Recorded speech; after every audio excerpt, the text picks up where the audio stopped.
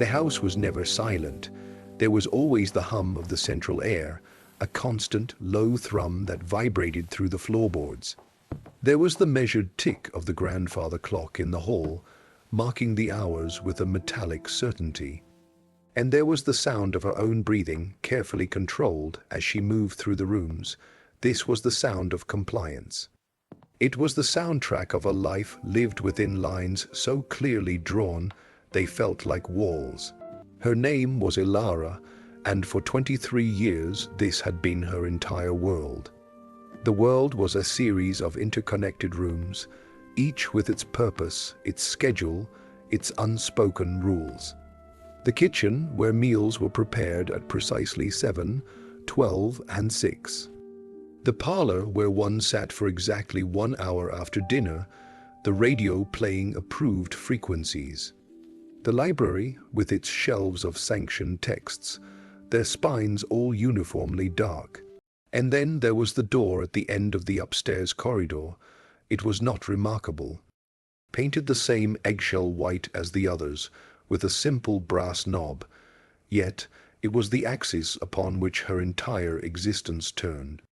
The one rule, delivered not with shouting, but with a quiet, chilling finality by the guardian, was this: you may go anywhere, do anything your duties require. But you must never, under any circumstance, open that door. The reason was always the same, a smooth, practiced phrase: it is for your own safety. The cost of obedience was paid daily, in small, quiet currencies. It was the cost of an unanswered question. It was the dull ache of a story half heard, a conversation in the market cut short when she approached. It was the way the guardian's eyes would flick toward that corridor if her footsteps lingered too long near the staircase. It was the flattening of her own curiosity, a habit learned so well it felt like instinct. She would feel it sometimes, a prickling at the back of her neck, a pull when she passed the white door on her way to air the linens in the east bedroom. She would squash it down, a reflex as automatic as breathing. The cost was a narrowing. Her world was meticulously curated, every sensory input approved. The smell was always lemon polish and slow-cooked stew. The touch was starched cotton and smooth, varnished wood. The sound was the clock, the hum, the predictable cadence of the guardian's footsteps. There was no room for the smell of damp earth, for the rough grain of unplaned timber, for the sound of a key turning in an unknown lock. Obedience demanded the extinction of want for anything beyond the provided perimeter. To wonder what lay behind the white door was not merely disobedience, it was a kind of existential betrayal. It was to doubt the architecture of her own safety. The rule was the linchpin: remove it, and the entire careful structure, the scheduled meals, the approved books, the measured freedoms might collapse. And what would be left? The unknown, a void far more terrifying than any specific danger the guardian might have locked away. So she paid the cost. She traded the vast, frightening landscape of what if for the small, secure prison of what is. The tension lived in the space between the question and the suppression of the urge to ask it. It was in her hands, which never quite rested when she dusted the hall table beside that door. It was in her ears, which strained sometimes for a sound from the other side, and heard only the deeper silence of a truly sealed space. It was a cold reality, but it was her reality. The snow outside was merely weather. The true cold was interior, the chill of a life lived within pre-drawn boundaries. The hunger was not for bread, but for context, for the why beneath the rule. And the locked door was not just a physical barrier. It was the symbol of every limit placed on her understanding of her own life. This was the hook, not of banishment into a wild forest, but of a more subtle, more complete imprisonment. The cruelty was not in being cast out, but in being persuaded to build the walls of her own cell, and to call those walls protection. Her day began before dawn, in the chill of the kitchen where the only light came from the pilot flame of the old stove. The first task was always the same: to grind the coffee beans. She would measure them out, one precise scoop into the hand crank grinder. The sound was a dry, rhythmic crunch, like small bones being broken, and the smell that rose was rich and bitter, the first true scent of the morning. It was a smell of wakefulness, of clarity, and for a moment it felt like her own. Then she would set the pot to brew, the liquid bubbling darkly, and the scent would become part of the house, just another approved component of the day. Next came the bread. The guardian preferred a specific loaf, dense and dark, with a crust that shattered under the knife. She would knead the dough on the flowered marble counter, her palms pressing, folding, turning. The dough was cool and alive under her hands, a slow, yeasty respiration she could feel through her skin. This was her competence, the quiet virtue of routine. Her fingers knew the exact texture the dough needed, the precise window of time for the second rise. There was no recipe card. She had done it so many times it lived in her muscles.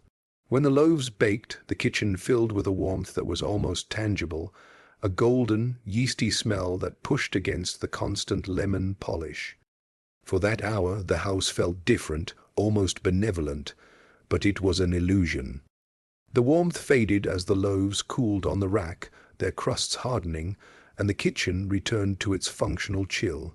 Her duties were a map that covered every room except one. In the library she dusted.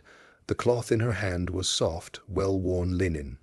She would move it along the dark spines of the books, feeling the slight ridge of each title stamped in faded gold. She never opened them. Their contents were irrelevant. Their presence was about order, about filling shelves appropriately. The touch was smooth, cool, impersonal. In the parlor, she beat the carpets on the line outside, but only on Tuesdays when the air was deemed dry enough. The sound was a deep, rhythmic thump, thump, thump, and dust would rise in clouds, catching the thin sunlight. It smelled of old wool and dry earth.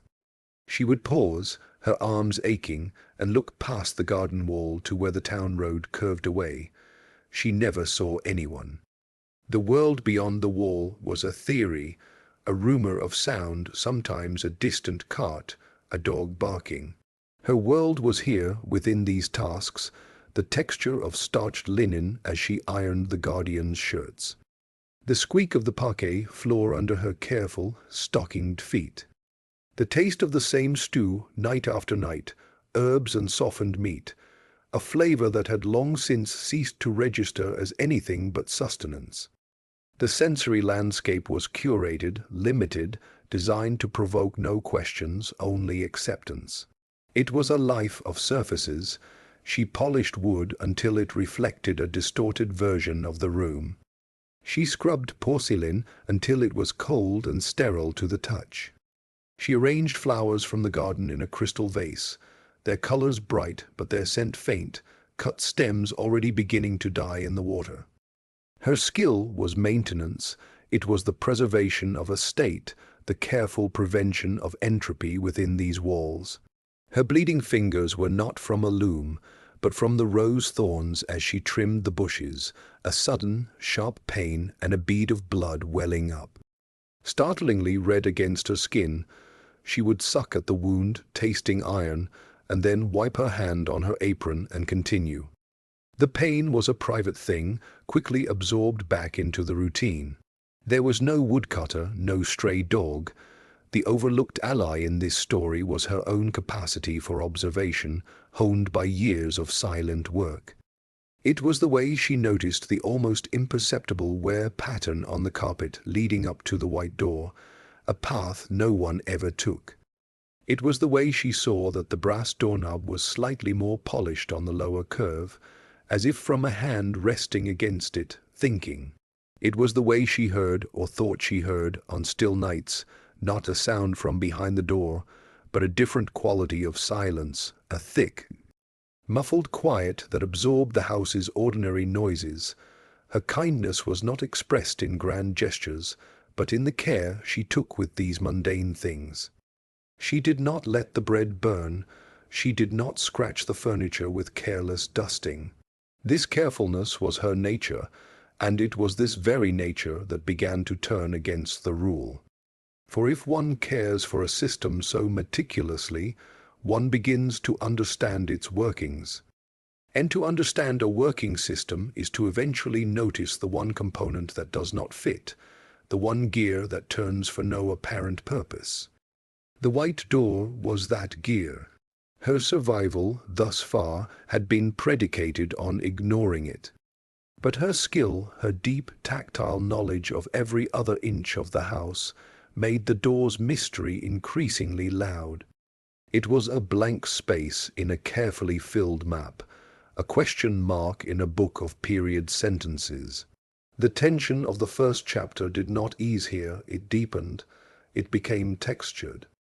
It was no longer just about the rule, but about the contrast between the known world of her labor and the single, profound unknown that stood at its heart. The cold reality was not just the rule, but the warmth of the kitchen that ended at the kitchen door. The smell of bread that never traveled up the stairs to that corridor.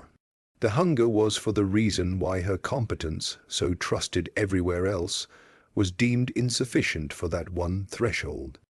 This chapter was the quiet before the fracture, the detailed map of the prison, drawn by the one imprisoned. Every polished surface, every familiar smell, every routine motion, was another brick in the wall, and she was the mason. The rule was not an isolated command. It was the keystone in a social architecture carefully constructed over decades. To understand its power, one must look beyond the house to the town that existed in relation to it. The guardian was not merely a household authority.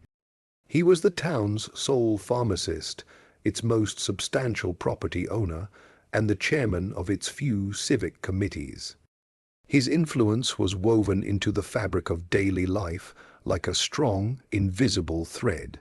The townspeople did not fear him in any overt way. They respected him, they relied on him. When a child had a fever, it was to his dispensary they went. When a property line was disputed, it was his opinion that was sought. This reliance created a powerful, unspoken contract. In exchange for stability, for medicine, for the perception of safety, the town offered its collective silence. They offered its obedience to the norms he represented. The rule about the door in his house was simply an extension of this contract. It was understood, without being spoken, that some matters were private. That curiosity about a benefactor's private affairs was the height of ingratitude. It was bad manners. It was, in the local parlance, stirring up trouble. This cultural narrative was the true lock on the door, far stronger than any physical mechanism. Consider the economic dependencies. Several families in the town worked lands owned by the guardian. Others were employed in the small bottling plant he controlled. His custom sustained the general store. To question him was not just to risk social ostracism. It was to risk one's livelihood, the roof over one's family's head. The cost of disobedience, therefore, was not borne by the individual alone. It was socialized. A single act of curiosity could ripple out, destabilizing the delicate economic equilibrium of dozens of lives. People knew this, they felt it in their bones, so they policed themselves and each other. A child who asked too many questions about the big house on the hill would be gently shushed. A conversation that drifted too close to speculation would be redirected to the weather or the price of flour. The injustice was not a single act of casting out. It was the slow, systemic conditioning of an entire community to see protective boundaries where there were, in fact, walls of control. The cultural pressure made Ilara's isolation complete. On her rare, chaperoned trips to the market, the interactions followed a strict pattern: polite nods, brief exchanges about the quality of the produce, never an invitation to tea, never a shared confidence. She was of the house, and the house was separate. The townspeople were not cruel, they were complicit. Their kindness was reserved for maintaining the peace, for not rocking the boat. In this societal framework, the guardian's commandment was reframed as paternal care. He was protecting her, a fragile young woman, from complexities she could not understand, from dangers that were, naturally, too grim to specify. The community accepted this story because it was convenient. It absolved them of responsibility. It allowed them to benefit from the stability he provided while outsourcing any moral unease to his stated good intentions. The rule was thus insulated by a concentric ring of social defenses. To challenge it was to challenge the town's entire understanding of order, safety, and gratitude. It was to become a troublemaker and ingrate, a threat to the common good. This is the core mechanism of such systems. The powerful individual does not need to stand guard at every door. They need only to structure the environment so that the community stands guard for them. The fear of social and economic exile becomes a more effective deterrent than any personal threat. Ilara's personal cost, the narrowing of her world, was mirrored in the town's narrowed discourse. Their world was also curated. Their approved topics were the harvest, local gossip, the Guardian's latest civic improvement. The forbidden topic was the Guardian's private life, the nature of his business, the contents of his upstairs room. For them, obedience was not a cage, it was the price of admission to a stable society. They paid it willingly, with small surrenders of curiosity every day. They called this maturity, they called it respect, they did not call it compliance, but it was. This societal layer reveals the true stakes. Ilara's dilemma is no longer just about her personal curiosity versus a household rule. It is about whether one person's need for truth can, or should, outweigh the apparent stability of an entire community built on an unexamined foundation. The system presents this as an impossible choice, a binary: obey and preserve the peace, or disobey and unleash chaos.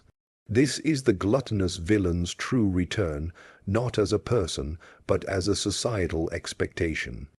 It returns daily, in every polite smile that doesn't reach the eyes, in every quickly changed subject. It wants what she has built in her mind, a space of quiet doubt, and it wants to reclaim that space for the comfort of the status quo. The conflict is set. It is the individual conscience against the collective will to not know. The new layer of cost is now clear. To open the door is not just to defy the guardian. It is to potentially break a social contract that dozens of people depend on for their sense of security and their daily bread. The rule is revealed as a societal pressure valve, designed to contain a truth that, if released, might shatter more than just a household's calm. It might shatter the town's carefully maintained illusions about its own freedom. This is the weight she carries, a weight the townspeople help place on her shoulders every time they look away. The dissonance began as a physical sensation.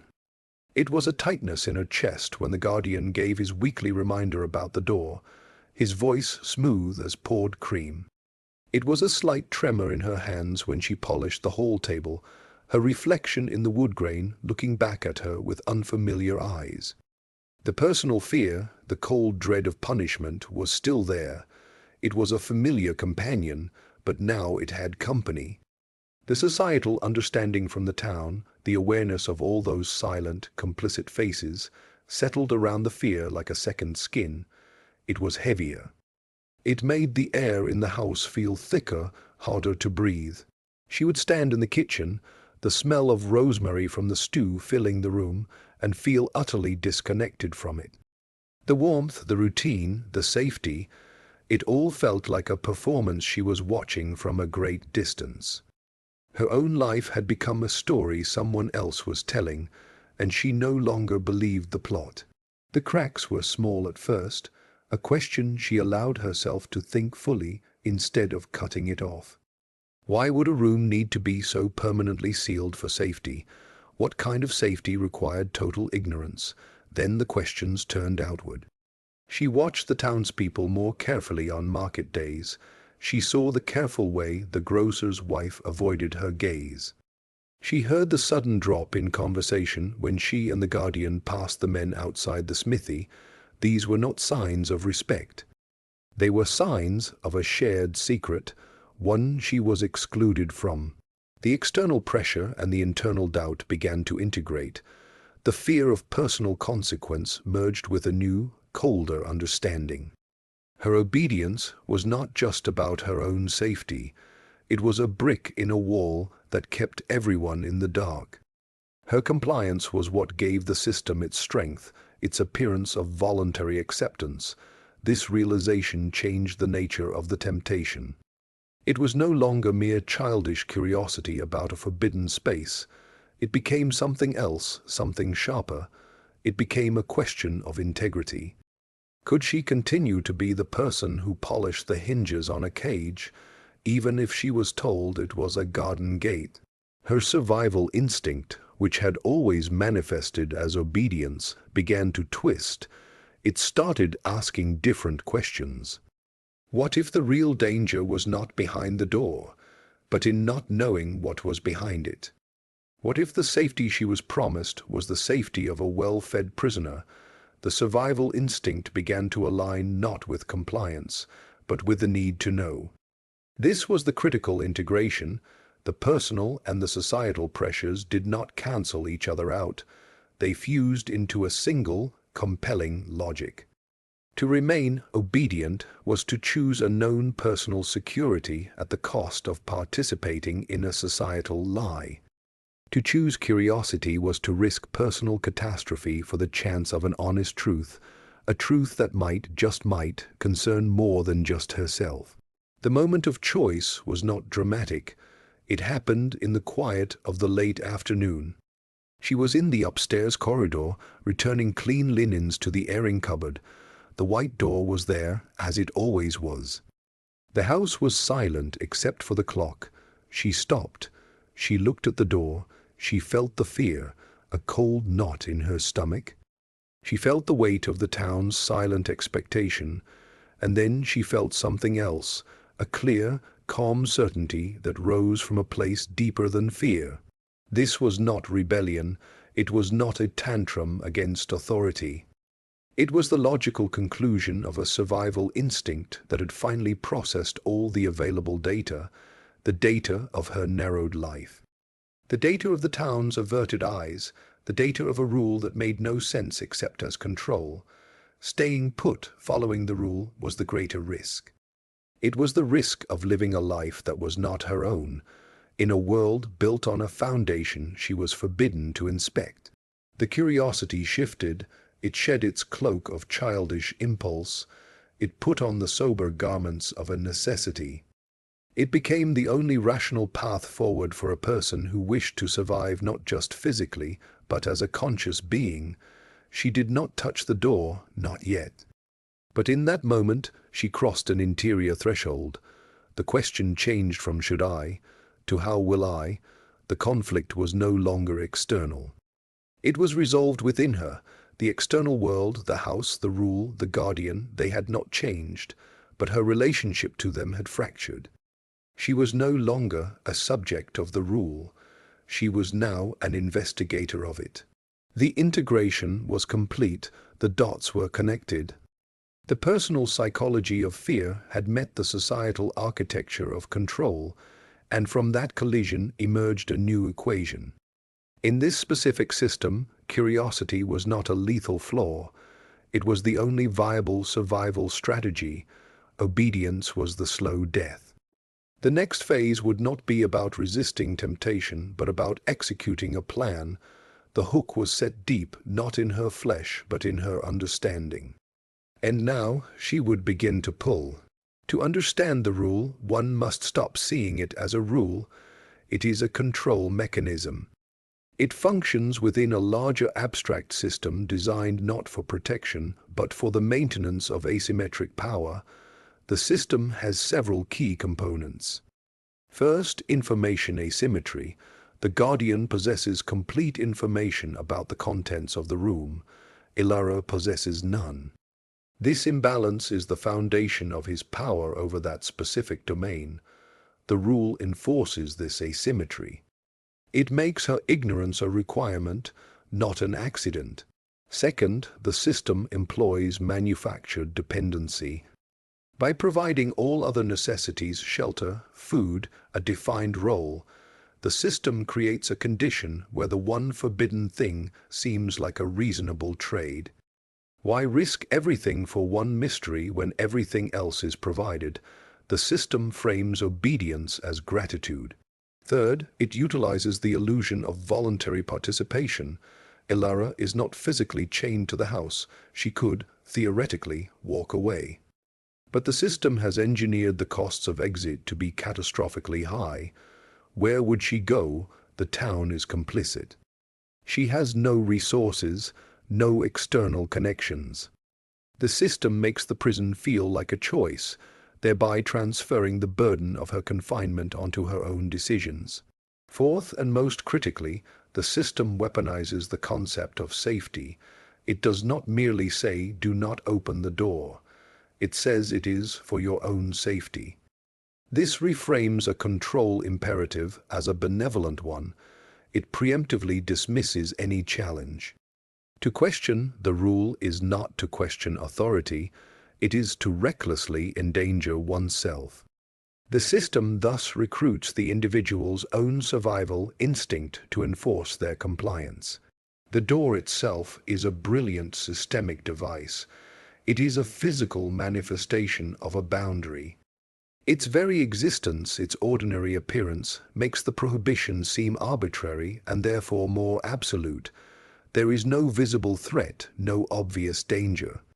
The danger is entirely abstract, defined solely by the authority figure.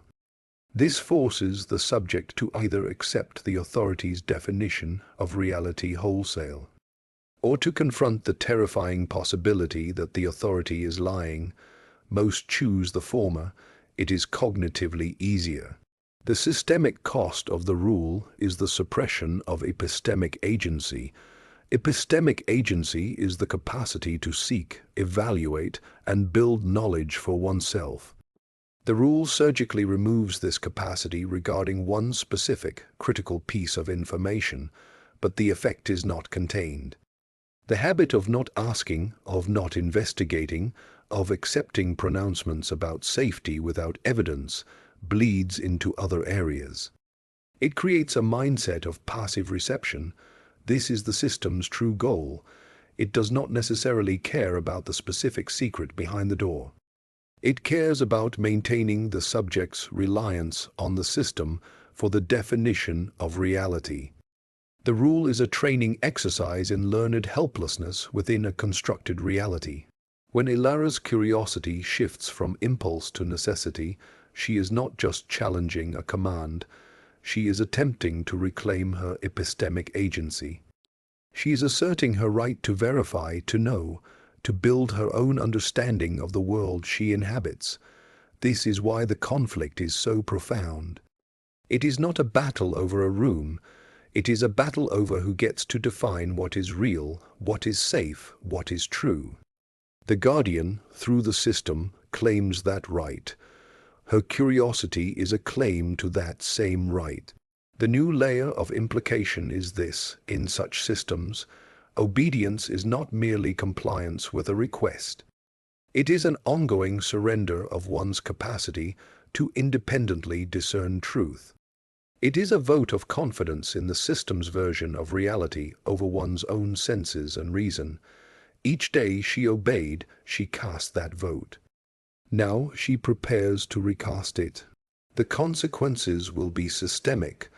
Breaking the rule will not be a simple act of disobedience. It will be a penetration of the information asymmetry. It will challenge the manufactured dependency by proving she can act outside its prescribed boundaries. It will expose the illusion of voluntary participation by forcing a confrontation that reveals the true costs of staying. And it will shatter the weaponized concept of safety, replacing it with a personally verified assessment of risk.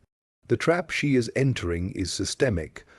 The system is designed to punish such breaches, to reassert control through disproportionate consequences. But her analysis reveals the trap's nature. She is not walking into a room, she is walking into the logic of the control mechanism itself. Her survival now depends on understanding that mechanism better than it understands her. The rule is the keystone, remove it, and the arch of control may collapse, but the collapse will not be gentle. It will be the violent reordering of a reality that many, including herself, have lived within for a very long time. This is the cold, abstract battlefield. There are no swords here, only information, dependency, and the human will to know. The opportunity came on a Thursday. The Guardian had business in the next county, a journey that would take the full day and keep him away until well after nightfall. He left at first light, the sound of the carriage wheels on the gravel drive a fading rhythm. The house settled into a different kind of silence.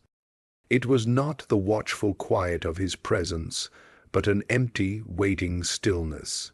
Elara went through her morning tasks, her movements automatic. The smell of coffee was sharper in the empty kitchen. The sound of her own footsteps on the stairs seemed louder, more deliberate. By mid-afternoon her work was done.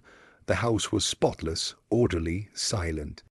She stood at the base of the stairs, looking up the corridor. The white door was just visible from where she stood, a pale rectangle at the end of the dim hall. The air in the house felt thick, heavy, as if it were holding its breath. She climbed the stairs slowly, each step a conscious decision. The polished wood was cool under her stockings. The only sound was the soft sigh of her own breathing and the distant, relentless tick of the grandfather clock. She reached the upper corridor. The light here was always dim, the curtains on the hall window drawn halfway. Dust motes drifted in the slanted sunlight, moving in slow, lazy spirals. She walked toward the door. The worn path on the carpet was faint but real under her feet. As she drew closer, she noticed things. The smell, it was not a strong smell, but it was distinct. Underneath the familiar sense of lemon polish and old wood, there was something else. It was a dry, papery smell, like old ledgers or forgotten cloth. And beneath that, just a hint of something medicinal, sharp and clean, like the dispensary. She stopped a few feet from the door. The brass knob gleamed dully. She reached out a hand, not to touch it, but to feel the air around it.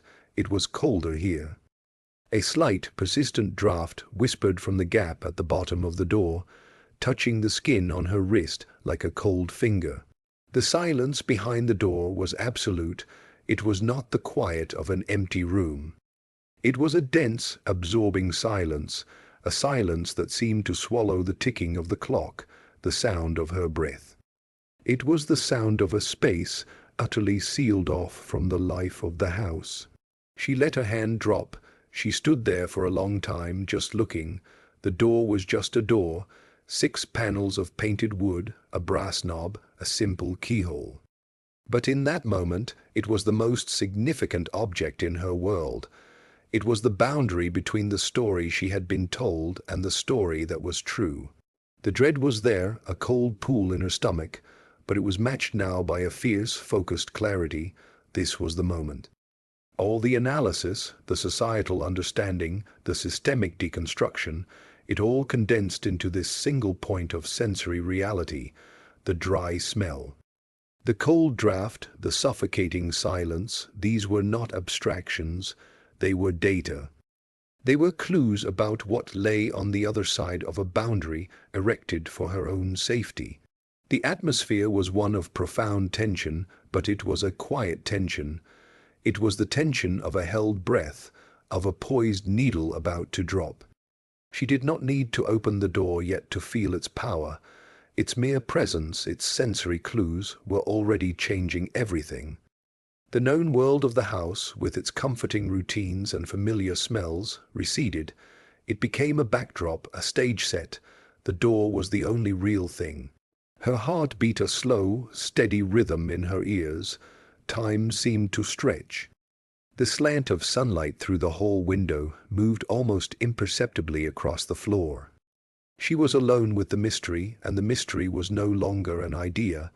It was a smell, a temperature, a quality of silence. It was a thing she could almost touch.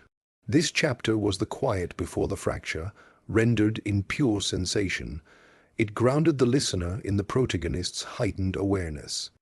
The cognitive load was low, but the emotional and sensory load was immense. It was the calm at the eye of the storm, where every detail is preternaturally clear. She turned away finally, walking back down the corridor with the same measured steps. She did not look back. She did not need to. The image of the door, its cold silence, was etched into her mind. The decision was no longer a matter of if. It was a matter of when and how. The hook was no longer in her understanding. It was in her senses, and it had just been set deep. This is not a new story. It is a very old one. The pattern repeats across centuries, across cultures. A figure of authority, a forbidden space, a command rooted in the language of protection, Pandora's box, the Garden of Eden, the secret room of Bluebeard. The archives of a suppressed history. The pattern is not about the specific secret. It is about the dynamic of control through enforced ignorance. Historically, the figure who holds the key, who declares the boundary, is always the one who benefits from the ignorance of others. The benefit is power. The power to define reality, to control narratives, to manage resources without scrutiny. The cost of obedience in these historical tales is catastrophic. Pandora's obedience to the command not to open the box would have left humanity without hope, a passive prisoner in a world of divinely ordained suffering. Eve's obedience would have left humanity in a state of perpetual, ignorant childhood, never tasting the fruit of knowledge, of moral discernment. The wives of Bluebeard who obeyed, who never opened the little door, they lived. But they lived in a house built on the bones of their predecessors, married to a monster. Their safety, a fragile illusion, sustained only by their willingness not to know. The historical lesson is clear. In these archetypal narratives, curiosity is not the fatal flaw. It is the necessary, if dangerous, catalyst for truth. It is the mechanism by which the powerless audit the powerful. It is the only tool available when all other forms of power, physical, economic, social, are held by the other side. The moral reversal our story argues for is not an innovation. It is a recovery of the oldest, most subversive reading of these tales. The conventional warning, curiosity killed the cat, is a later imposition, a sanitizing of the myth to serve existing power structures. It teaches passive acceptance. The older, darker truth is that in a predatory system, obedience killed the cat. Obedience left it docile, trusting, and utterly vulnerable when the predator finally chose to strike. Curiosity, with all its risks, gave it a chance to see the claws before they descended. Place Ilara's white door in this historical context. It is one in a long line of forbidden thresholds. Her dilemma is not personal pathology. It is a historical moment. She stands at the same crossroads as every protagonist in these old stories. The societal and systemic pressures she feels are the modern equivalents of divine commandment, of marital authority, of royal decree. They are the updated mechanisms for enforcing the same old silence. The new layer of implication is one of scale and precedent. Her choice is not an isolated event. It is a link in a chain of human choices about whether to accept a curated reality or to seek an unvarnished truth, no matter the cost. History shows that the moments when those doors are opened are moments of profound rupture. They are painful, they are chaotic. They often carry a high personal price for the one who turns the key. But they are also the moments when civilizations shift, when corrupt regimes are exposed, when hidden knowledge becomes the foundation for a new, more honest world, the hope found at the bottom of Pandora's box, the moral knowledge gained from the fruit of the tree. The evidence of murder in Bluebeard's chamber, these are not tragedies. They are the painful births of a more complex, more responsible reality. The historical analysis reframes the core question: when does curiosity become the only difference between life and death? It becomes so when the system you live in is built on a lie that sustains a predatory power. In such systems, life is not mere biological survival. It is life with agency, with understanding, with the capacity to navigate reality based on fact, not fable. Death is the slow extinction of that agency through obedient acceptance of the fable. Elara's story is a specific instance of this historical principle. The Guardian's house is a microcosm of such a system. His rule is the local enactment of the ancient command. Her curiosity is the latest expression of the human impulse to know, to verify, to be free of managed ignorance. The stakes are thus elevated from the personal to the historical. She is not just deciding for herself, she is participating in a timeless human drama. Will this iteration of the forbidden door remain shut, preserving a local, toxic stability? Or will it open, releasing a truth that could shatter that stability but might, just might, allow for the construction of something more authentic? History does not provide a guarantee of safety. It provides only precedent, and the precedent is clear. Doors that are never opened conceal rot. Truths that are never sought consolidate tyranny. The curiosity that is branded as disobedience is often the very instinct that has, throughout history, saved everyone. The decision point arrived not with a thunderclap, but with the closing of a ledger. The Guardian returned from his trip, and the following evening he sat in his study reviewing accounts. Elara brought him his tea, the cup rattling softly on the saucer in her hand. The room smelled of leather and pipe tobacco. He did not look up from his papers, merely gestured for her to set it on the desk. As she placed the cup down, her eyes fell on the open ledger. It was not the numbers that caught her attention.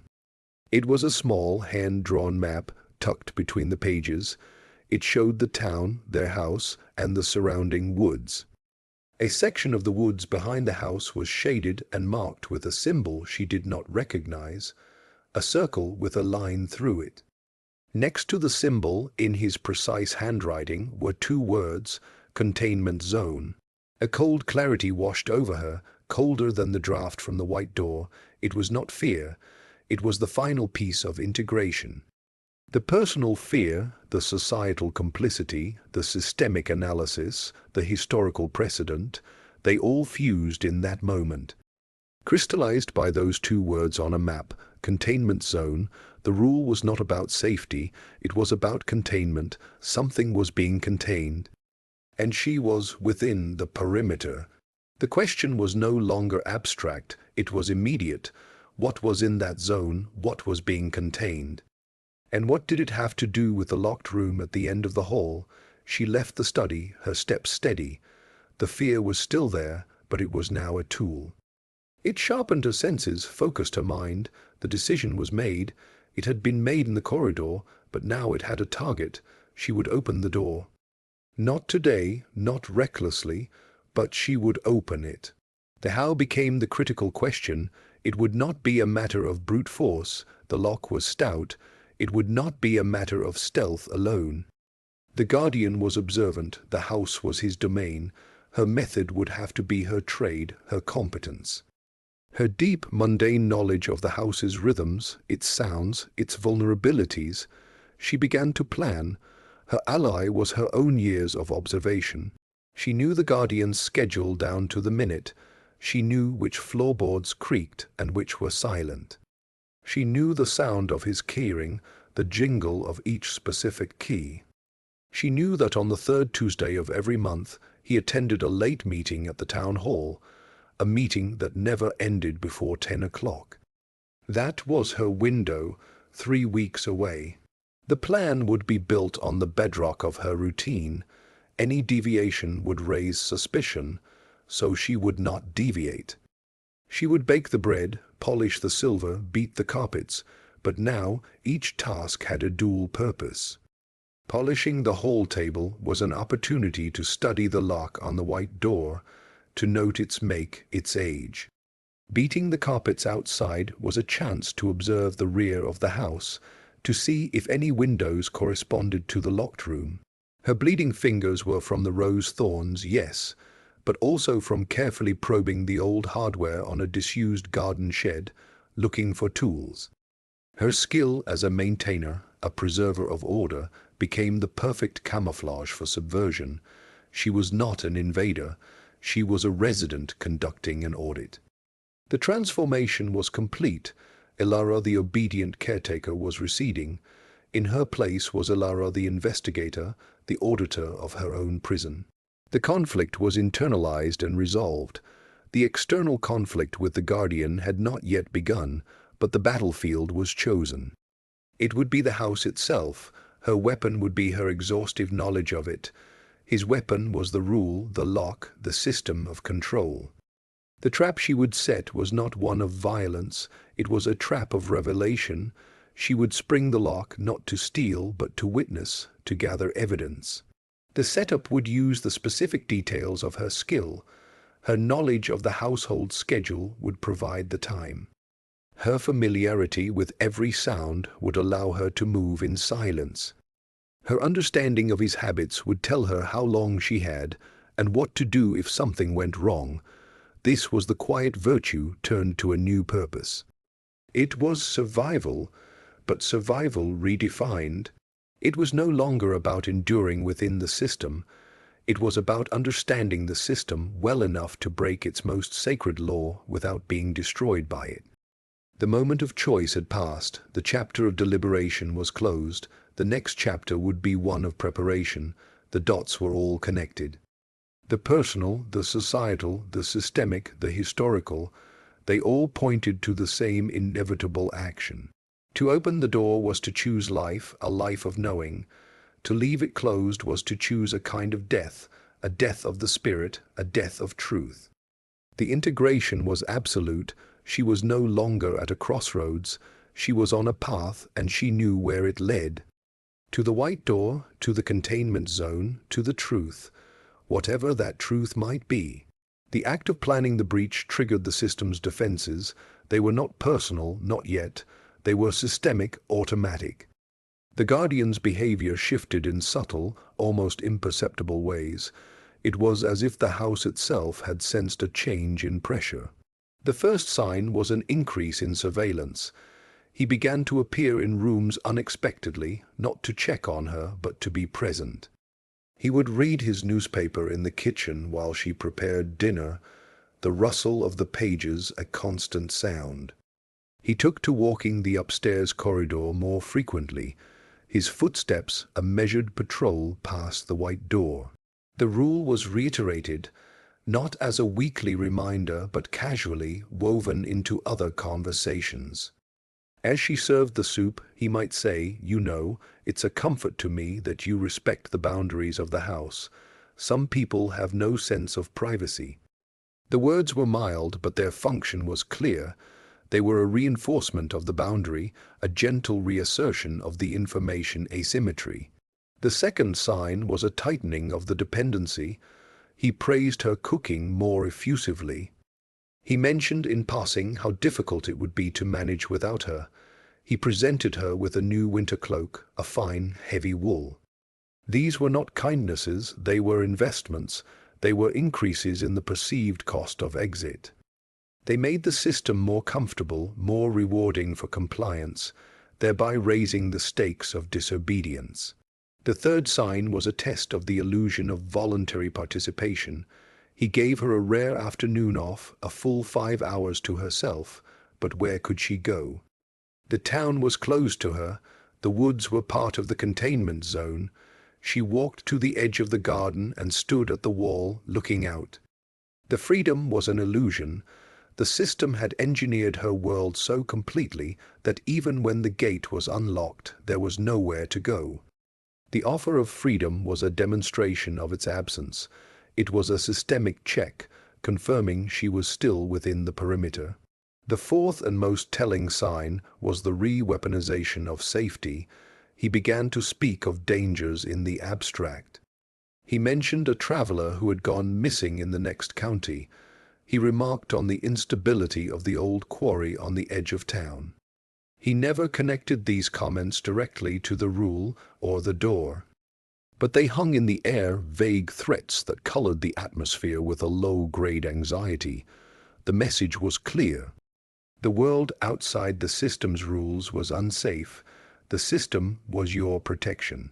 These were the immediate consequences of her decision, even before she acted. The system detected the shift in her epistemic stance, her move from passive acceptance to active investigation, and it began to compensate. It increased monitoring, it raised the benefits of compliance, it highlighted the costs of defection, it amplified the perception of external threat. This is how control systems maintain equilibrium. They are dynamic, they respond to pressure. Ilara's quiet planning was that pressure. The new layer of implication is this: the system will fight to maintain itself. It will use the very mechanisms she analyzed against her. The surveillance is a response to her planned stealth. The increased dependency is a counter to her growing independence of mind. The illusion of freedom is a test of her actual constraints. The vague warnings are a preemptive strike against her courage. The trap is already being set, not by her, but by the system she intends to breach. It is a trap of normalization. It seeks to make her new resolve feel dangerous, foolish, ungrateful. It seeks to coax her back into the comfortable prison by making the walls seem softer, the routines more rewarding, the outside world more frightening. Her survival now depends on recognizing these systemic counter-moves for what they are. They are not personal malice. They are the logic of the control mechanism operating as designed. She must see the praise as a tactic. She must see the gift as a chain. She must see the offered freedom as a cage. She must hear the warnings as propaganda.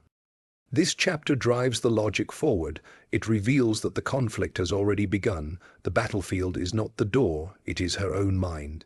The system is attempting to recolonize her thoughts, to re-establish the information asymmetry, to rebuild the dependency, to reinforce the illusion. To rearm the concept of safety, her plan must now account for this. She must act not only against a physical lock, but against a psychological siege. The consequences of breaking the rule will therefore be twofold. There will be the direct, personal consequence from the guardian. And there will be the systemic backlash, the violent reassertion of all these control mechanisms in their most extreme form. To open the door is to declare war on the system, and the system, as we see, is already mobilizing its defenses. The stage is set not for a simple act of curiosity, but for a systemic collision. The third Tuesday arrived. The day passed with agonizing slowness. She performed every task with meticulous care, her movements smooth, her expression neutral. The guardian left for his meeting as the clock struck 6:30. The sound of the carriage fading down the drive was the starting pistol. The house was hers. The systemic pressure, the surveillance, the vague warnings, they were all outside the walls now. Inside, there was only the waiting silence and the white door. She waited a full hour, listening to the clock tick, letting the normal sounds of the evening settle, a branch tapping a window. The settling groan of old timber. Then she moved. She did not go directly upstairs. First, she went to the kitchen. From a high shelf, she took down a small tin of lock grease, used for the stubborn back door. From the sewing basket, she selected a fine, strong hairpin and a slender darning needle. These were her tools. Not weapons, but instruments of maintenance turned to a new purpose. She climbed the stairs, avoiding the third step that always creaked. The corridor was dark, lit only by the moonlight through the hall window. The white door glowed faintly in the gloom. The dry, papery smell was stronger now, mixed with the cold draught. She knelt before the lock. Her hands were steady. She inserted the hairpin, feeling for the mechanism. The lock was old, well-made, but familiar in its design. She had oiled enough locks in this house to understand their language. The grease helped, a faint click, a subtle shift. She turned the hairpin, and with a soft, metallic snick, the bolt retracted. She pushed the door open. It moved smoothly, without a sound. The room beyond was pitch black.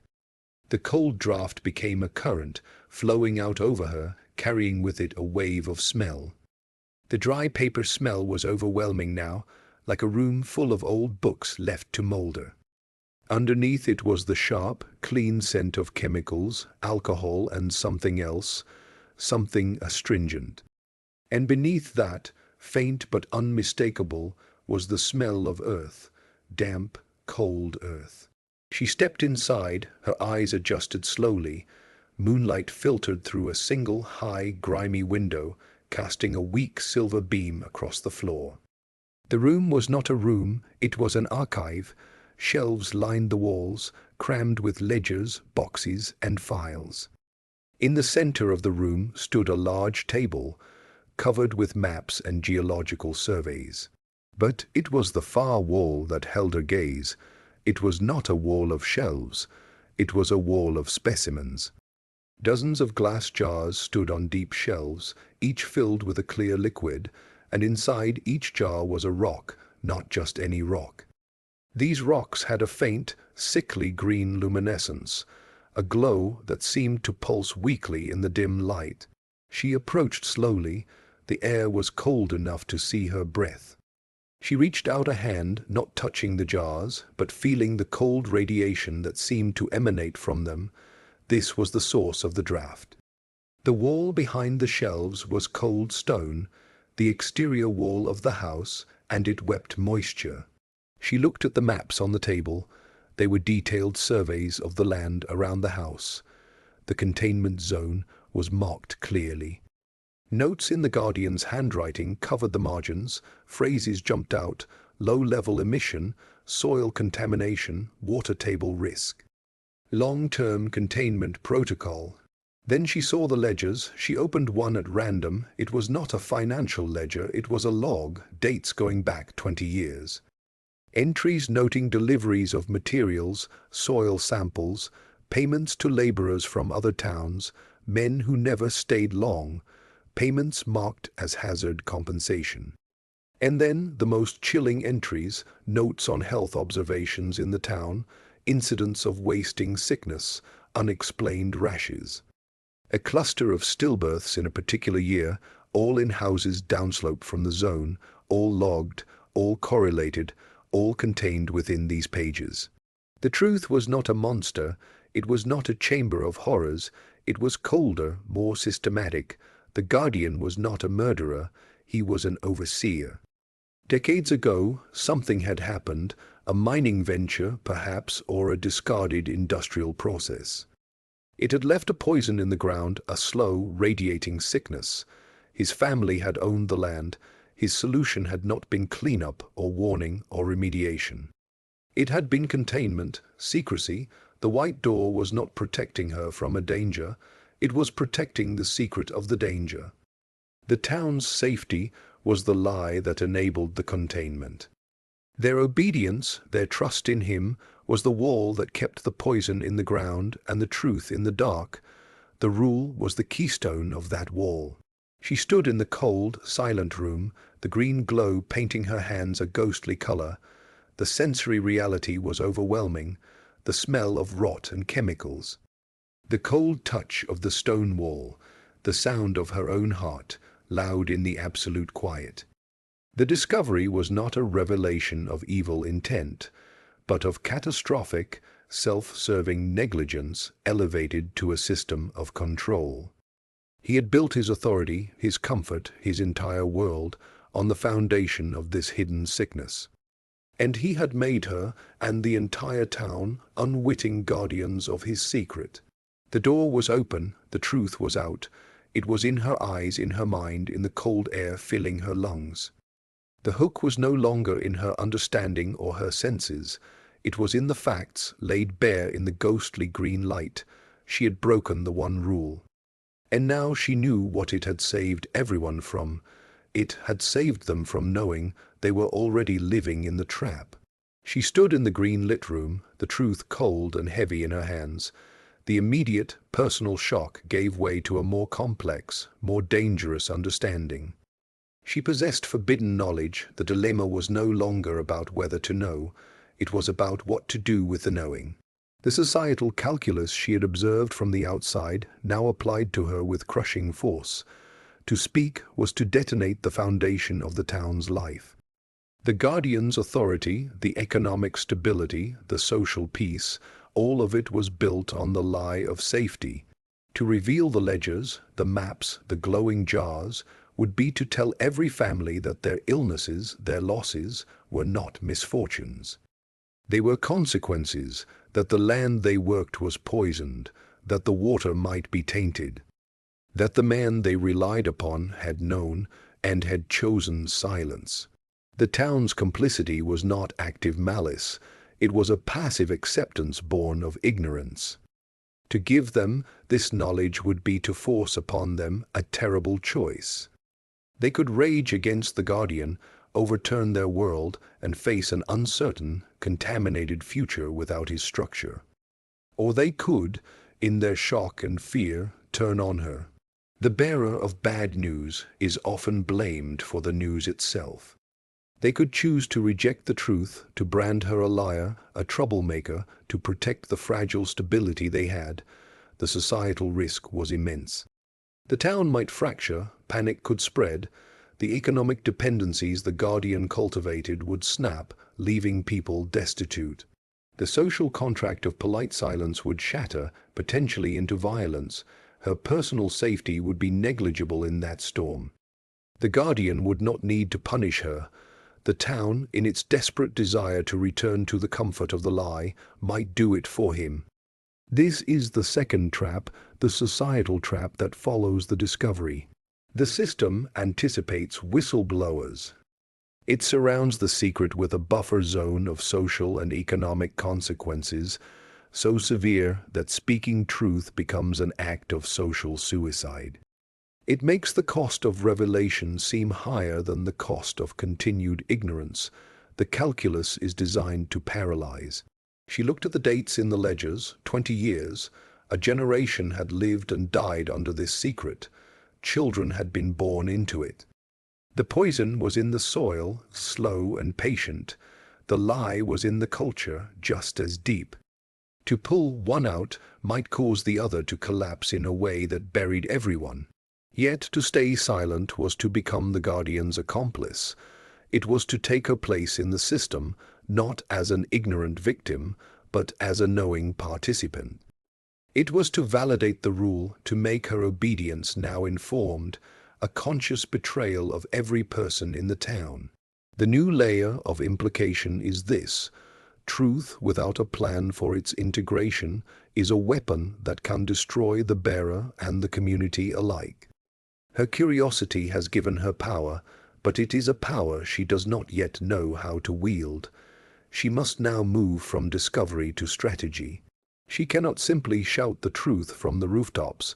She must engineer its release in a way that minimizes chaos and maximizes the chance for actual change.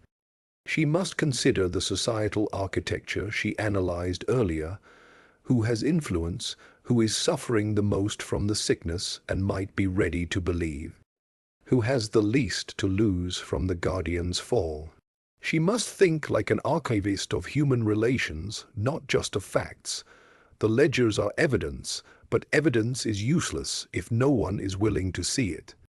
She must create conditions where the town is willing to see. This means her fight is no longer against a single door. It is against the collective will to not know, a will she herself shared until very recently. She must now use her knowledge of the town, gleaned from those silent market trips to identify pressure points, allies, and vulnerabilities. The helper in this story is not a person. It is the pattern of suffering recorded in the ledgers, the cluster of stillbirths, the recurring rashes in certain households. These are not just data points. They are potential converts, people whose lived experience might align with the terrible truth she carries. But approaching them is a risk. They might report her to the Guardian. They might deny their own pain to preserve the narrative of safety. The societal layer of the conflict is now the primary battlefield. The Guardian will soon know the door has been opened. The systemic defenses will escalate to direct personal confrontation. But before that happens, she must have a plan for the truth, a plan that uses her trade. Not as a housekeeper, but as a strategist who understands routines, dependencies, and the careful management of fragile systems. She must contain the truth, not to protect the Guardian, but to deploy it effectively. She closed the ledger. She took one last look at the glowing jars, the maps, the cold stone wall. Then she left the room, closing the door softly behind her, relocking it with a quiet click. The truth was now inside her. It was a living thing, a cold fire in her mind. The next phase was not about seeing. It was about being seen and about making others see. The cost of disobedience had just been paid in full. The reward was a burden heavier than any loaf of bread, any rule. It was the burden of knowing and the terrible responsibility of what to do next. The discovery did not change her routine, it deepened it. Every task now had a double meaning, a hidden layer of purpose. When she baked the bread, the warmth of the oven was a comfort, a reminder of life amidst the cold truth. The smell of yeast was a counterpoint to the chemical odor now etched in her memory. Her competence was no longer just about maintenance. It was about camouflage. She moved through the house with the same quiet efficiency, but her mind was a workshop assembling a plan. The transformation was internal, but it manifested in subtle ways. Her observations became more targeted.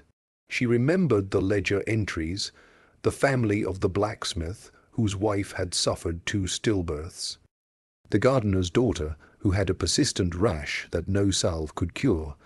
These were not just townspeople anymore. They were potential allies, people whose lived pain might make them receptive to a terrible explanation. Her skill as a careful observer, honed over years of silent work, was now her primary intelligence-gathering tool. She integrated the discovered truth with her position.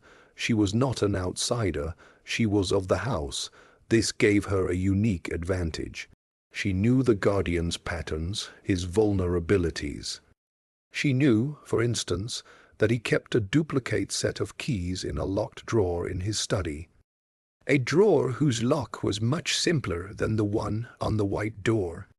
She knew he took a sleeping draught on nights after his town hall meetings, a draught that left him deeply asleep for several hours.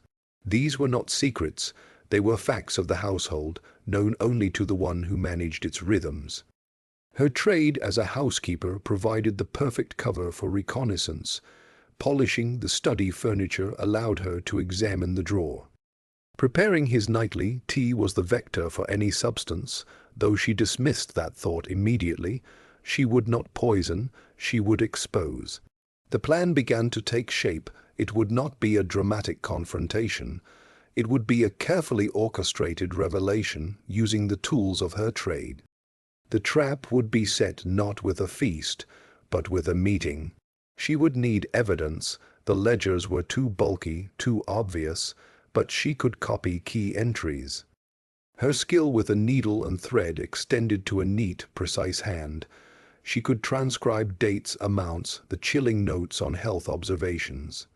She could sketch the symbol on the map, the words containment zone. This evidence would be her weapon, but it was a weapon that required a specific target. She could not confront the Guardian alone. The power imbalance was too great. He would deny, he would discredit, he would punish. She needed witnesses, and not just any witnesses. She needed witnesses with their own credibility, their own standing in the town, and their own reasons to doubt the official story. This meant she had to leave the house, she had to make contact, and here her knowledge of the town's routines, observed from a distance, became critical. She knew the blacksmith's wife visited the apothecary in the next town every fortnight, seeking remedies for her grief. She knew the gardener's daughter collected specific herbs at the edge of the woods, near the boundary of the containment zone. These were opportunities, chance encounters she could engineer. Her survival skill was adapting. She was taking the map of her prison, the map she had drawn through years of obedient labor, and she was using it to plot an escape, not for herself, but for the truth. The integration was complete. The personal resolve, the societal analysis, the systemic understanding, the historical context, the discovered facts, they were all threads in her hands. And her hands knew how to weave. She was no longer a victim of the system. She was a mechanic studying its engine, looking for the one bolt that, if removed, would cause the entire machine to seize. That bolt was the town's trust. If she could introduce a sliver of doubt, backed by evidence, into the right minds, the system of control would begin to crack. The Guardian's authority was not based on fear. It was based on perceived benevolence and reliability. Show that the benevolence was a lie, that the reliability concealed a mortal danger, and the foundation would crumble. Her transformation was from a passive subject to an active agent of change. Her trade was her arsenal, her silence was her strategy. Her patience was her advantage. The next phase would require her to step beyond the known boundaries of her role, to use her knowledge of the house to briefly escape it, and to plant the seed of truth in fertile, wounded ground. The conflict was no longer about opening a door, it was about opening minds. The trap was set with the precision of a household schedule. It was built on her exhaustive knowledge of the system's rules, its schedules, and its vulnerabilities.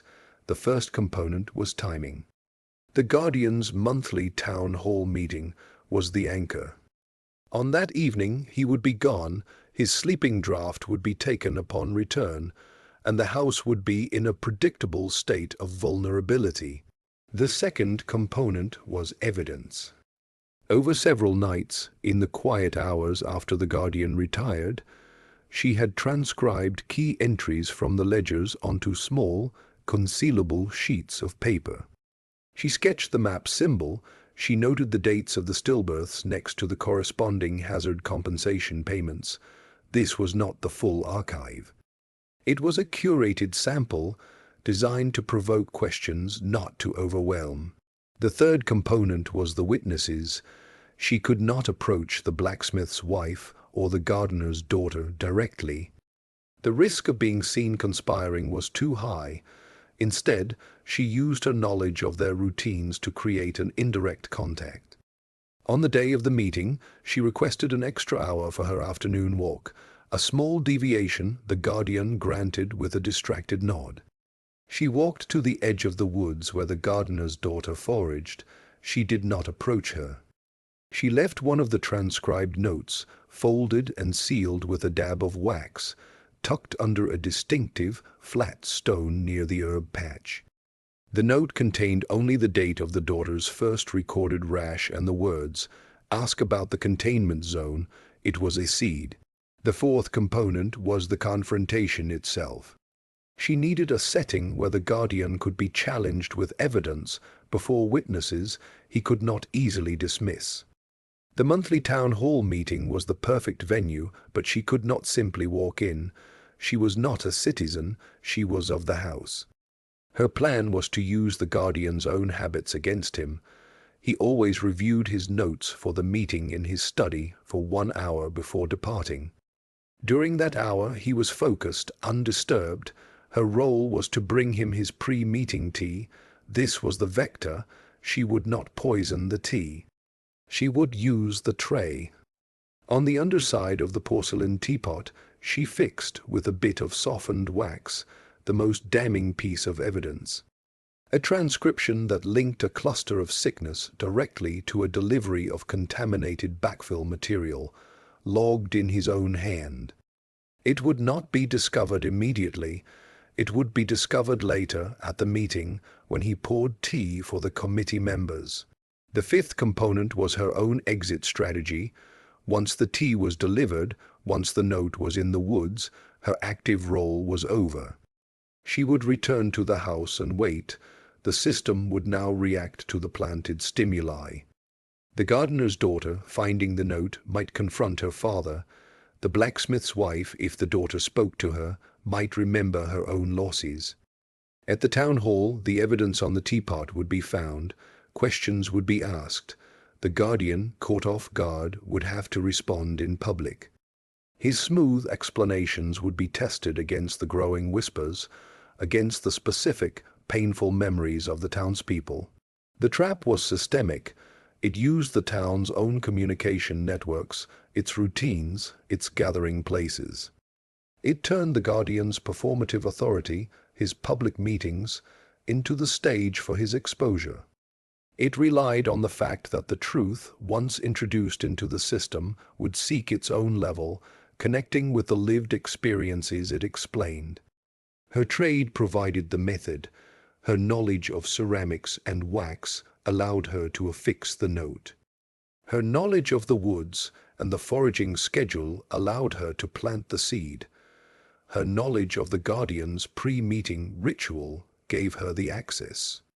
Her understanding of the town's social fabric suggested the targets. There was no violence, no theft.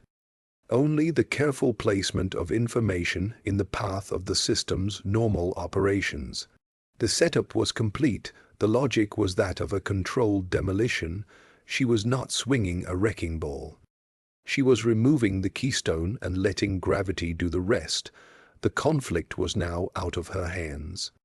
It was in the hands of the townspeople, armed with fragments of their own truth and a sliver of his. The new layer of implication is the transfer of agency. She has moved from being the sole bearer of the secret to being a catalyst, distributing the burden of knowledge. The risk is now shared. The potential for chaos is real, but it is a chaos born of the system's internal contradictions, not of her solitary rebellion. The trap is sprung not by her direct action, but by the inevitable collision between the planted evidence and the guardian's need to maintain his fiction. His greed for control, for stability built on a lie, will now force him to defend the indefensible in public, and in that defense he may just destroy himself. The town hall was a low, stone building that always smelled of damp wool and wood smoke. That evening the air inside was thick, charged with an unusual tension. The usual committee members were there, the grocer, the schoolmaster, the blacksmith. The guardian sat at the head of the table, his notes neatly arranged, the porcelain teapot at his elbow. The meeting began with mundane matters, the repair of the well, the upcoming harvest festival, but a low murmur ran beneath the formal talk. The gardener's daughter had shown the strange note to her father. He had spoken to the blacksmith, whose wife had remembered the dates of her losses with a fresh, sharp pain. Whispers had spread, connecting isolated sorrows into a suspicious pattern. The atmosphere in the room was one of brittle calm.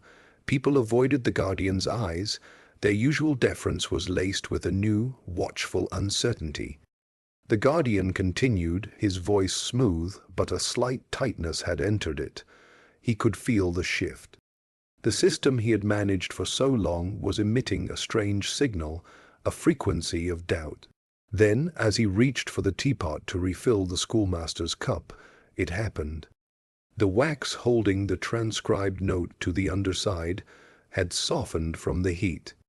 As he tilted the pot, the small, folded square of paper detached and fluttered down, landing squarely on the table between him and the blacksmith. For a moment there was silence. The guardian stared at it, his face a mask of frozen surprise. The blacksmith, a large man with hands scarred by fire and iron, reached out and picked it up. He unfolded it slowly. His eyes moved across the familiar handwriting, the dates, the mention of contaminated backfill. The clinical note on respiratory complaints in a household downslope. The blacksmith's own house was downslope. His wife's cough last winter was logged there, a day to point in a secret ledger. The room was utterly still. The only sound was the crackle of the fire in the hearth and the blacksmith's slow, deliberate breathing. He looked up from the paper, his eyes meeting the Guardian's. "What is this?" he asked, his voice low and rough. The Guardian recovered quickly. "A forgery," he said, his tone dismissive. Nonsense meant to stir trouble, but the dismissal lacked its usual power. The evidence was in his own hand. The dates were specific. The suffering was real and sitting in the room with them. The schoolmaster, a cautious man, leaned forward. He recognized the handwriting too. He had seen it on countless civic documents. "That is your hand," he said quietly. The Guardian's mask slipped. A flash of anger, of panic, crossed his face. He stood up. "This is an outrage," he said. A malicious fabrication, but his voice was too loud, too defensive. The calm authority was gone, replaced by the bluster of a man caught. The blacksmith did not raise his voice. He simply held up the paper. "My wife's cough is here," he said. "The date of my child's burial is next to a payment for hazard compensation." "What hazard?" The gardener spoke then, his voice trembling. "My girl found a note in the woods. It told her to ask about the containment zone." "What containment zone?" The questions came now, not from a place of curiosity, but from a place of long-suppressed grief and dawning horror. The Guardian tried to control the narrative. He spoke of complicated land management, of misunderstood scientific data, of his efforts to protect the town from unnecessary fear. But each explanation was met with a specific, painful memory from someone in the room: the rash, the stillbirth, the wasting sickness. The evidence on the table connected them all to his secret ledger.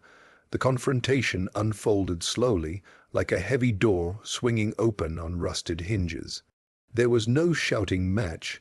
There was the terrible, quiet sound of trust breaking. The townspeople watched the man they had relied upon for decades unravel under the weight of his own records. His greed was not for gold. It was for control, for the preservation of his authority and his family's legacy at any cost. That greed had compelled him to hide the poison, to manage the sickness as a secret rather than solve it, to build his benevolent persona on a foundation of lies. And now, in his desperate attempt to maintain that persona, he was confessing to the crime of silence. He did not admit to malice. He admitted to difficult choices, to burdens of knowledge, to protecting the town from panic.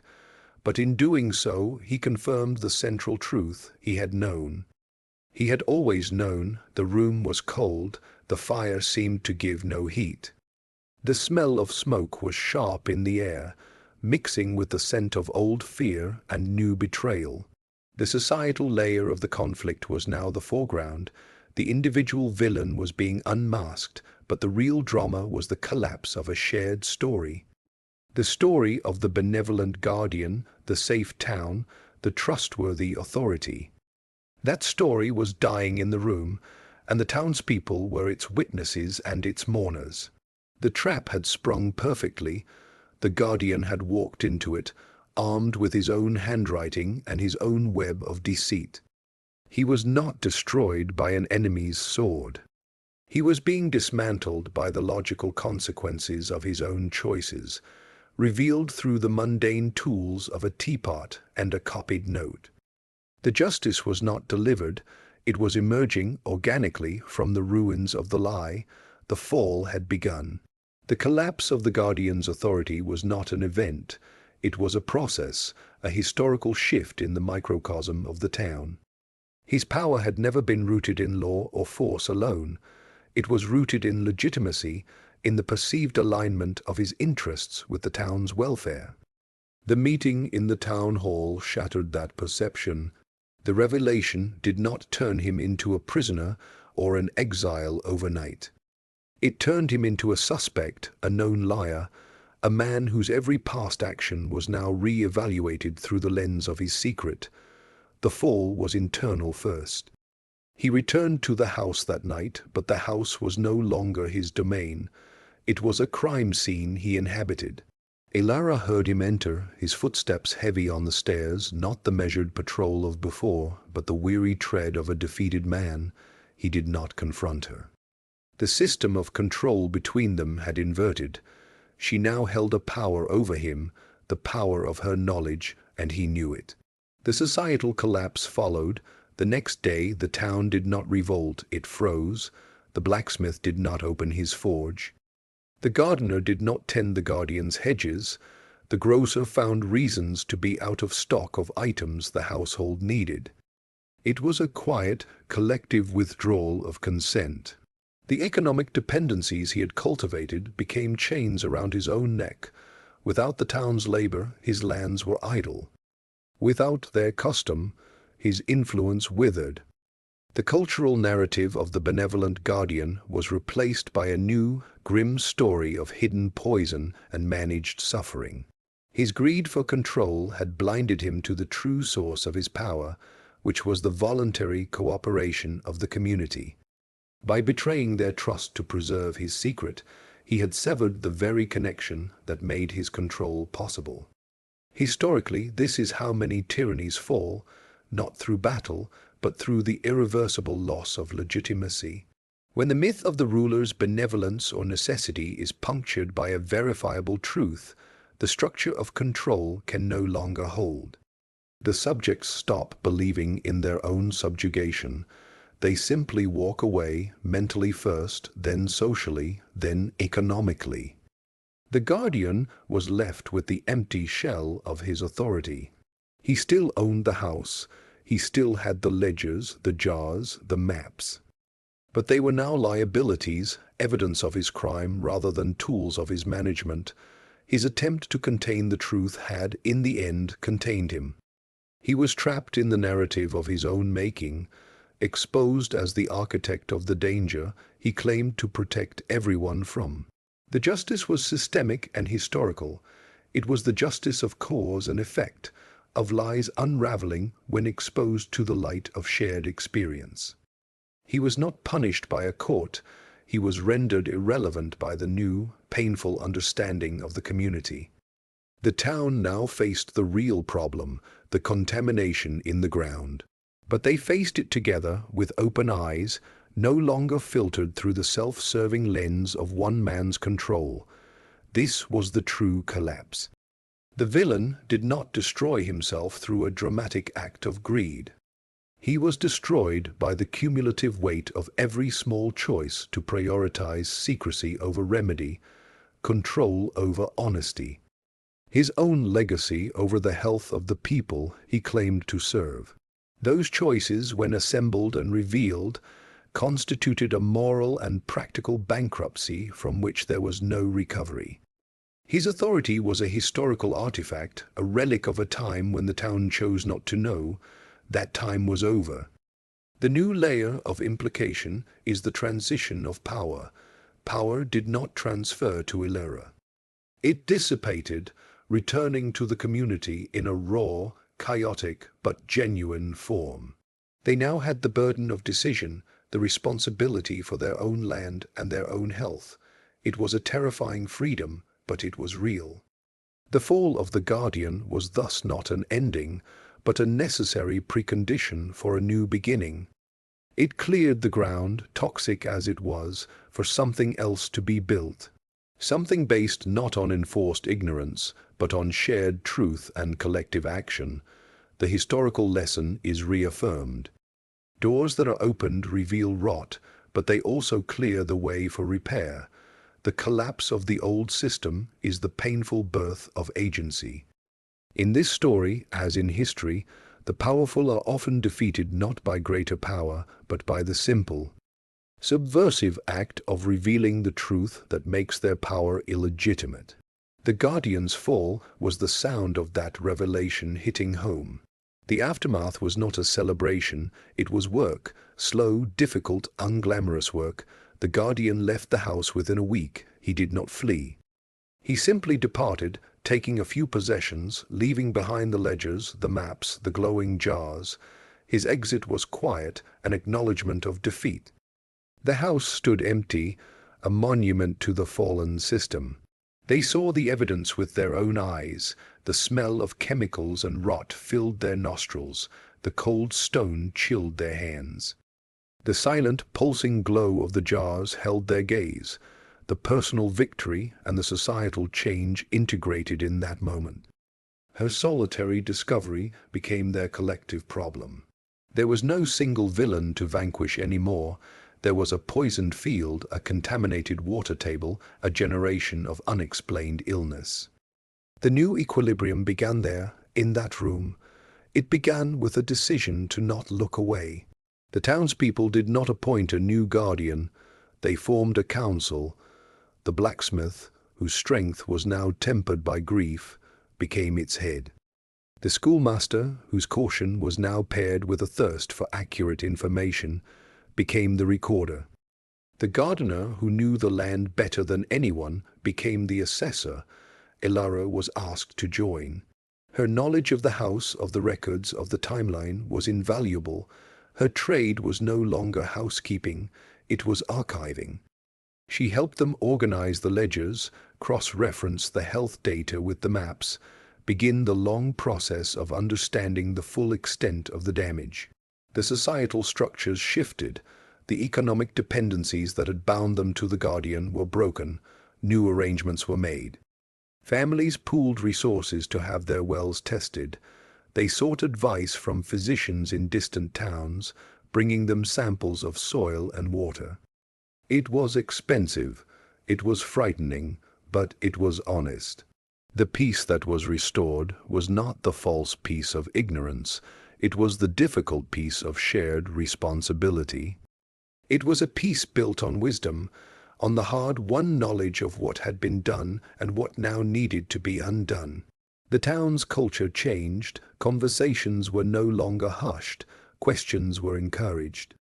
The old rule of polite silence was replaced by a new imperative of open inquiry. If something seemed wrong, people were now more likely to ask why, rather than to look away. Elara did not become a hero, she became a citizen. She moved out of the big house into a small cottage near the edge of town. The blacksmith's wife, whose name was Mara, brought her a loaf of bread, not as a duty, but as a gift between neighbors. The gardener's daughter, whose rash was finally being treated with knowledge of its cause, showed her where the best herbs grew. The integration was complete. The personal, the societal, the historical threads were woven into a new fabric. The victory was not that everyone lived happily ever after.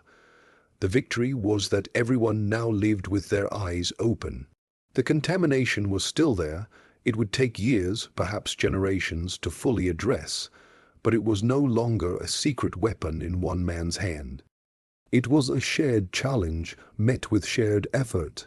The house on the hill was eventually repurposed. Its lower floors became a meeting hall and a school. The room with the white door was sealed, not with a lock of secrecy, but with a proper containment seal, marked with warning signs. A permanent reminder of the cost of lies and the price of truth. The result was not an ending, but a beginning on new terms, peace restored through wisdom. Wisdom earned through the courage to open a forbidden door, and the greater courage to walk through it together into the difficult, honest light of day. The evidence is presented, a system was constructed. Its components were information asymmetry, manufactured dependency, the illusion of voluntary participation, and the weaponization of safety. The mechanism was a rule, a single forbidden door. The cost of obedience was the surrender of epistemic agency, the acceptance of a curated reality, the narrowing of life to the perimeter of a lie. The protagonist's curiosity was not a flaw, it was an audit.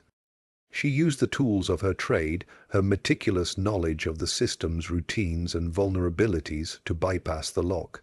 The discovery was not a monster. It was data, ledgers correlating financial transactions with health incidents, maps marked containment zone, jars of glowing mineral samples. A historical pattern of negligence reframed as management. The societal architecture was complicit. Economic dependencies and cultural narratives enforced the silence. The town's obedience was the wall around the secret. The conflict resolution was not violent, it was systemic. The trap was set using the system's own components, a meeting, a teapot, a planted note, to introduce verifiable truth into the public sphere. The villain's authority was rooted in perceived benevolence. When that perception was shattered by his own records, the legitimacy collapsed. The community withdrew its consent.